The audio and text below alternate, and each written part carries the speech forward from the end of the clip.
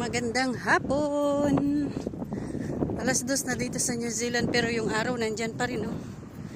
Parang alas 9 pala, alas 9, alas 10. Anong oras kaya yan siya bababa? Lulubog, lilitaw. Ayan. Mag-walking, magsundo ako sa aking anak. Dami pang bakante dito.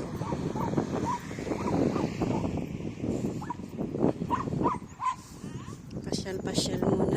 Pasyal. Maglakad-lakad para maka-exercise din. Ayan. Sundo ako sa aking paita. Tapos mamaya mga alas 3 yung aking buboy naman ang susunduin. Kumusta ang lahat? Kumusta?